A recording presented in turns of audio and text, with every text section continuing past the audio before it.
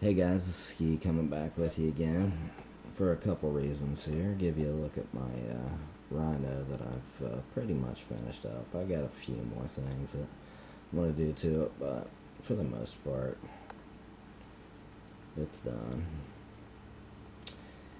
And for the second reason, I answer a couple questions that people were asking in the mini wargaming page there.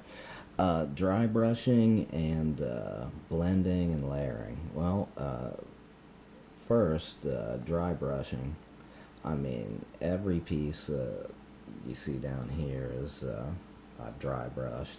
And if you don't, if you're not doing it yet or you don't know how to do it, learn it.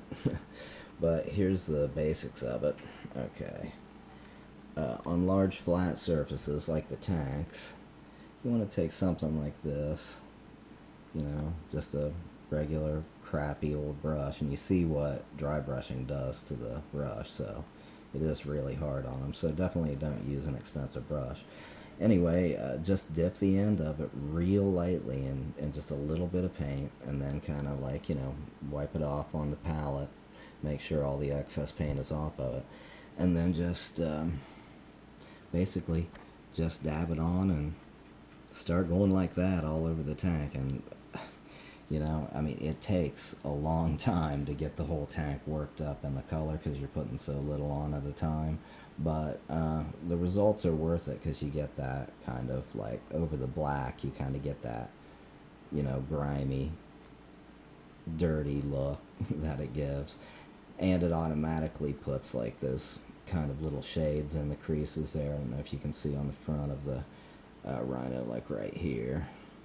It automatically, by virtue of the technique, doesn't paint all the way in there, which makes it look dirty and makes it look cool. But then on pieces, what you're going to want to do is take a brush and cut the tip off of it, so you basically all flat bristles, and then do the same technique. Just dip it in a little bit of paint, and then just go like that over it, and the ridges will be covered like you see that is. The darker parts that you're seeing there are actually red gore, and then it's dry brushed blood red over that. Which brings me to the second topic about blending, or not blending, but layering. If you see the little monitors there, the red things, that's a pretty easy example of layering, which is a real easy technique to do, and it's really all about just the colors that you choose. So here's the layers that I use constantly. All my orcs are done in this, and those little whatever they're supposed to be, view screens or viewports, are done like this. So it starts out with Chaos Black as the base coat, and then Scorched Brown. You paint about 75% of it with Scorched Brown, leaving the 25% black. Then paint about half of it the red gore, and then a quarter of it blood red, and then do your accents in white. And hopefully you can see from the top of the colors on the top of the bottles pretty much directly how that translates to the little red parts.